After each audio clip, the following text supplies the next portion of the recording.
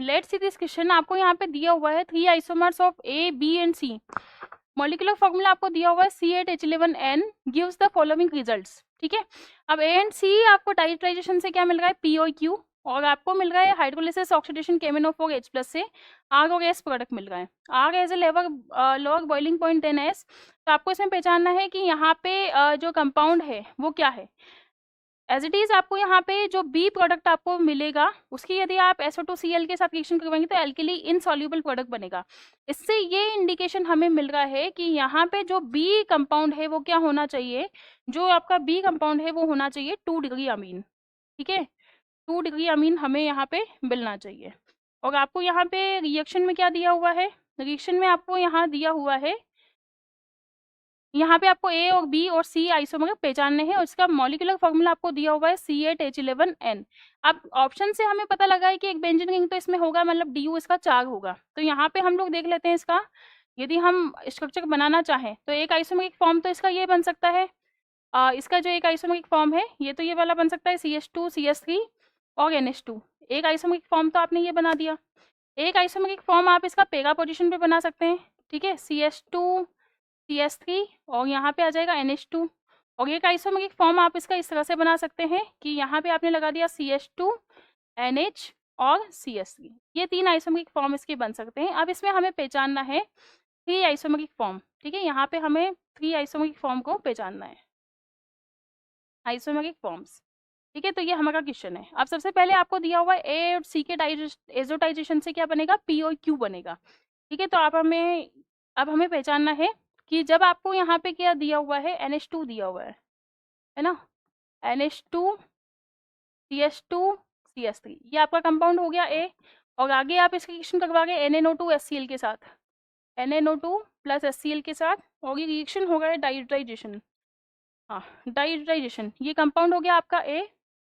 और इसके साथ यदि आप देखेंगे तो N2 प्लस Cl माइनस, और यहाँ पे आ जाएगा CH2 CH3। ये कंपाउंड आपका यहाँ पे बन गया है।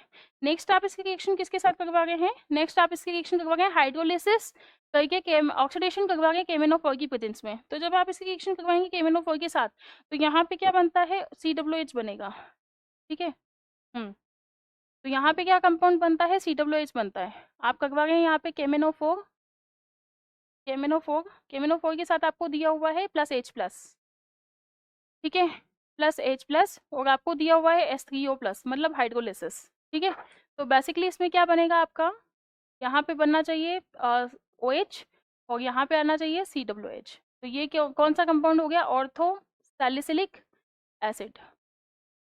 ठीक है, इसी तरह से जो आपका कंपाउंड है, कंपाउंड सी मतलब होना चाहिए पेगा पोजीशन पे CH2 CH3 होना चाहिए। तो यहाँ पे हम लोग इसमें लगा देते हैं पेगा पोजीशन पे CH2 CH3, तो NH2 और ये हो जाएगा CH2 CH3। ये वाला आपका कंपाउंड हो गया सी। और सी की रिएक्शन हम लोग करवा गए NaNO2 HCl के साथ। तो जब आप NaNO2 प्लस HCl के साथ इस रिएक्शन को करवाएंगे तो यहाँ क्या आ जाएगा, N2 प्लस Cl माइनस, और यहाँ आ जाएगा CH2 CH3। ठीक है, उसके बाद आप इसका करवा गए हाइड्रोलिसिस। तो जब आप इसका हाइड्रोलिसिस करवाएंगे तो यहाँ से N2 गैस क्या हो जाती है, एस्केप हो जाती है।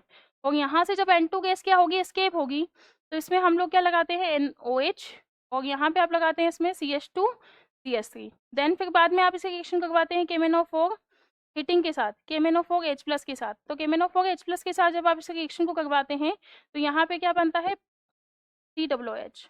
ठीक है, पेरा सैलिसिलिक एसिड या पेरा हाइड्रोक्सी बेंजोइक एसिड, पेरा हाइड्रोक्सी बेंजोइक एसिड, ये आपका कंपाउंड यहाँ पे बना है।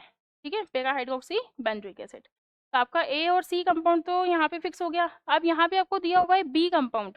तो बेसिकली यहाँ पे जो बी कंपाउंड आपका है वो कौन सा है, मेटा पोजिशन है। सॉरी, यहाँ पे आपको जो बी कंपाउंड है वो आपको दिया हुआ है 2 डिग्री अमीन दिया हुआ है। ठीक है, तो 2 डिग्री अमीन में यदि हम बी कंपाउंड को देखें तो यहाँ पे क्या आ जाएगा, CH2 NH और CH3। इसकी रिएक्शन आपने करवाई किसके साथ, C6H5SO2Cl के साथ। ठीक है, C6H5SO2Cl2 हिंसबर्ग रिएजेंट, इसका क्या नाम है, SO2Cl, इसका नाम है हिंसबर्ग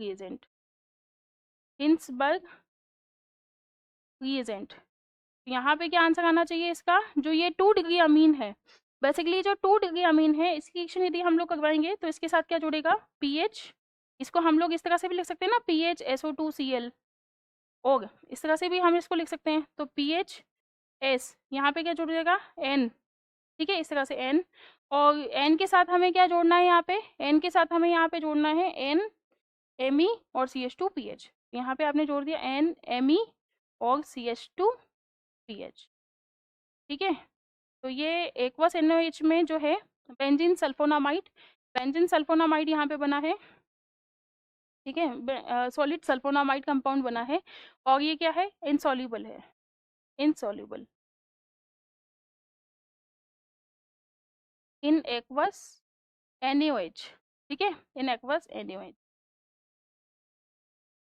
तो बेसिकली यहाँ पे जो कंपाउंड है वो क्या होगा, ए वाला जो आपका कंपाउंड है वो तो ये हो गया, दैट विल बी द ए, है ना। ये आपका बी कंपाउंड हो गया 2 डिग्री अमीन, और ये आपका सी कंपाउंड हो गया। तो आंसर इसमें क्या आना चाहिए, that will be the B, answer is the correct option, ठीक है। तो ए और सी में मैं यहाँ पे लिख देती हूँ, ए आपका कंपाउंड था ये NH2 CH2CH3, और सी कंपाउंड आपका था NH2 CH2 CH3, ठीक है। फिर आपने इसमें डाइट्राइजेशन करवाया तो ए से आपको क्या मिला, पी कंपाउंड मिला, मतलब आपने यहाँ पे लिखा N2 प्लस और CH2 CH3 प्लस एक और आपको कंपाउंड मिला है N2 प्लस CH2 CH3, ये कंपाउंड आपको मिला है। फिर आप जब हाइड्रोलिसिस करवाएंगे तो आग और गैस आपको क्या मिलेंगे, आग वाला जो कंपाउंड है वो आपको मिलता है, इसमें आग वाला जो कंपाउंड है वो आपको मिलेगा OH COOH, और इसी तरह से जो आपको एस है ना, एस वाला जो कंपाउंड है एस, एस आपको क्या मिलेगा यहाँ पे OH COOH। और बी वाला जो कंपाउंड है बेसिकली वो आपका क्या है, 2 डिग्री अमीन है। यहाँ पे आप लोग देख सकते हैं CH2NH और CS, क्लियर है। तो यहाँ पे तो नाइट्रोजन से डायरेक्टली कनेक्टेड है ये वाला कंपाउंड, ये मेटा पोजिशन पे, इसलिए ए और सी तो नहीं होगा, ठीक है, क्योंकि मेटा पोजिशन वाले से तो नहीं आएगा आंसर। उसके बाद आप यहाँ पे देखें CH2NH2, यहाँ पे सारे 1 डिग्री अमीन दिए हुए, तो ये तो आंसर आ ही नहीं सकता, इसलिए हमारा जो ऑप्शन है वो कौन सा होगा, B option is the correct answer.